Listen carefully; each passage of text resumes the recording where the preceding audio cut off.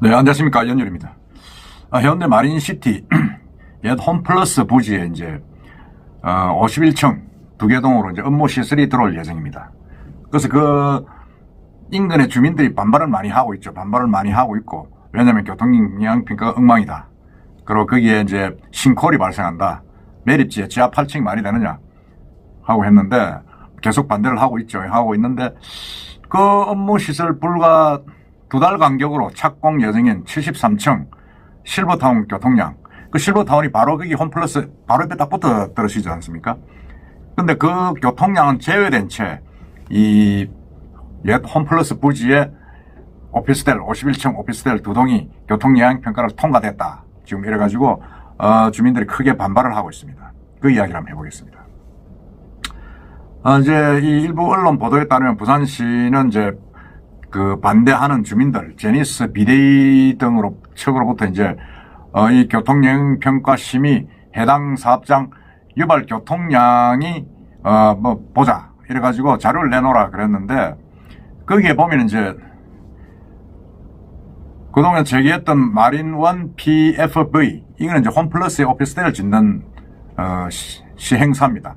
교통영향 평가에 이 졸속으로 진행됐다, 지금 그렇게 주장을 하고 있는데, 이 그동안 이 여러 주민들은 부산시에 이 의문을 제기를 해가지고 자료를 보니까 이 홈플러스의 51층 업무시설로 인해 교통량은 7배가 늘어나고 73층 실버타운까지 들어오면 10배가량 교통량이 늘게 된다, 이렇게 주장을 하고 있는데, 그런데도 불구하고 고작 폭은 50cm 늘린다거나 신호등을 더 만들겠다는 미봉책이 교통량 평가를 통과했다는 게 말이 안 된다, 지금 이렇게 주장을 하고 있습니다.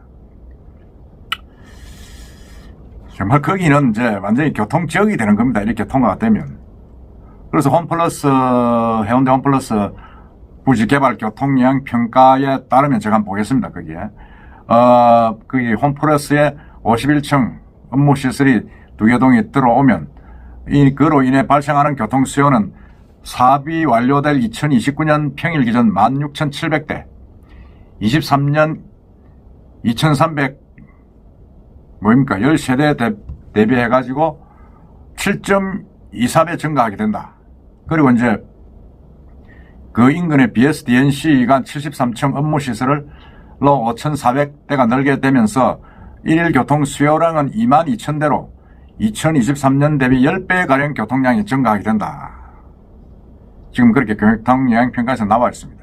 근데 이 같은 사실이 알려지니까 이제 주민들이 이제 반발을 많이 하고 있는 거죠. 반발을 해가지고 이제 뭐 오늘 11일이죠. 오늘 11일 부산시청에 몰려가가지고 지금 시위를 하고 있습니다. 시위를 하면서 이 교통영향평가를 취소해라, 이렇게 해서는 안 된다, 재검토하라, 지금 이렇게 나오고 있고, 이 교통량이 10배가량 늘어나게 되는데 이게 교통량을 반영하지도 않고 졸속으로 진행됐다, 이렇게 주장을 하고 있습니다.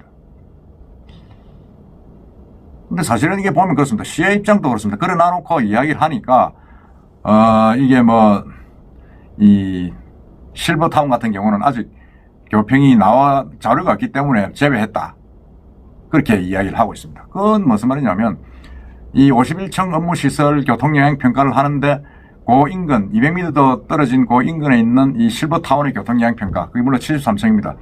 거기에 그 교통량은 반영이 안 됐다는 겁니다. 안 됐다고 시가 인정을 한 겁니다. 그러니까 제가 볼 때는 이건 말이 안 되는 거죠. 아니, 거기가 예를 들어서 교통량이 그렇게 많이 뜬다 그러면 이게 어떤 형식으로든 간에 반영이 되어야 되는 겁니다. 반영이 되고, 예를 들어서 그게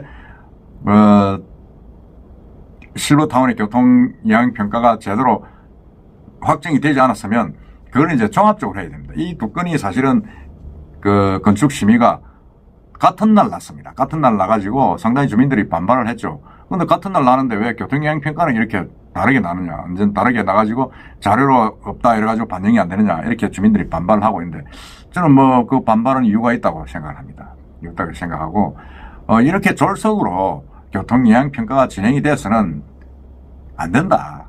부산시의 교통영향 평가는 참 문제가 많지 않습니까? 문제가 많고, 부산시의 어떤 그런 자문기관 위원회의 역할이 정말 둘러리 서는 거 외에는 까부단다. 과연 주민을 위한 것이냐, 그런 비판을 많이 받고 있습니다. 이것도 마찬가지입니다.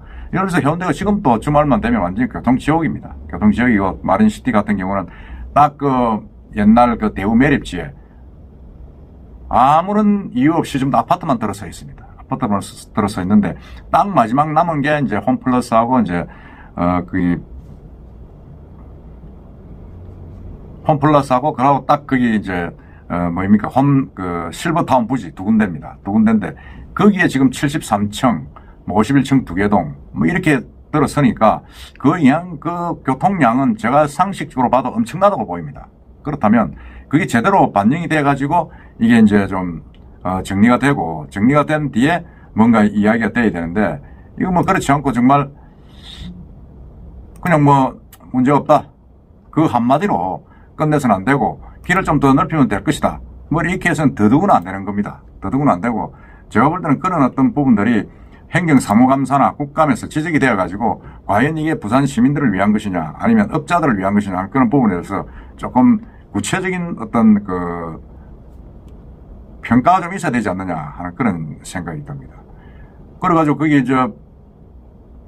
시민 보안 내용을 쭉 보면 뭐 그렇습니다. 이게 뭐 좀 표가 아니고 설문으로 좀 읽어보면 사전 검토 관계는 공사부지 남측 도로 유턴 차량 원활한 통행을 위해 일개차로 추가 확보 검토하라 이런데 50cm 추가 확보하겠다. 그다음에 본 사업 심의도 남쪽 출입구는 해원초 교차로와 같은 노선상에 있다. 이러니까 그걸 뭐 폐쇄하고 그걸 하겠다. 진출업 로를 다시 경고등을 설치하겠다. 뭐 이상한 이해가 안 되는 그런 거로 해가지고 지금 통과가 되었습니다. 과연 이게 누구를 위한 것이냐 하는 그런 의문이 들지 않을 수가 없습니다. 물론 거기에 사는 주민들도 참 고통이 많겠지만은 해운대로 지나가는 관광객도 유입되는 그런 거의 1년에 1,000만 명 이상의 그 통행인이 통행하는 그 해운대 지역에 이렇게 아무런 그 사전 준비도 없이 또 CS도 그렇게 했지 않습니까? 인근의 73층 실버타운에 대한 교통량 정보가 없어서 뭐 반영을 못 했다. 그러면 이걸 다음에 나중에 또 해야 된다는 이야기 아닙니까? 그러니까 주민들이 반발을 하면서 재검토를 해서 다시 산정을 하자 하는 것도 저는 일리가 있다고 봅니다. 그리고 주민들이 더 위험한 거는 그 계속 그렇게 하지만은 이 대형 싱크홀이 지금 계속 터지고 있고 거기에 매립지입니다. 이게 마린시티 매립지인데 지하 8층을 파겠다. 지금 그러니까 상당히 좀 두려워하는 거죠. 그리고 또 해원초등학교에는 완전히 거기 아파트 70몇 층짜리 50몇 층짜리 가려가지고 뭐 조망도 없고 완전히 캄캄해지는 그런 형상이 생기고 그러면 거기 이제 마린시티 인근 주민 아파트들도 상당히 불안해하는 상황이고 하니까 제가 볼 때는 이 유입되는 차량이 10배 가까이 는다 그러면 글쎄 이게 뭐 거기에 차량이 10배 는다 그러면 도로를 얼마나 넓혀야 됩니까? 그리고 완전히 교통지역이 되는 거죠.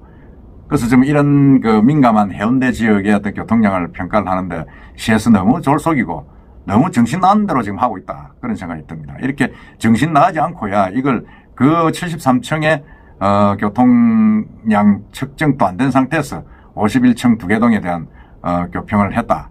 정말로 참 어이없다는 생각이 듭니다. 하여튼 이 주민들이 계속 반발을 하고 있고 시나 이 구청에서는 뭐 더 이상 뭐 관여 안 하겠다 그런 말을 하고 있는데 이렇게 부산 시민들의 어떤 그런 불편함을 감수하는 이 특정 업체를 위한 이런 교통평가, 교통이양평가나 건축허가가 계속 진행이 돼야 되느냐 참 이게 한심하기도 하고 정말 정신없다는 생각이 듭니다. 하다 한번 지켜봅시다. 이건 정말 제가 볼 때는 오피스텔 그 아파트로 전용될 게 뻔하지 않습니까? 그리고 실버타운도 마찬가지입니다. 실버타운 자체가 나이 든 분들의 주거지입니다. 그러니까 그 진행 관계를 굉장히 엄밀하게 엄격하게 한번 지켜보도록 합시다. 이상입니다.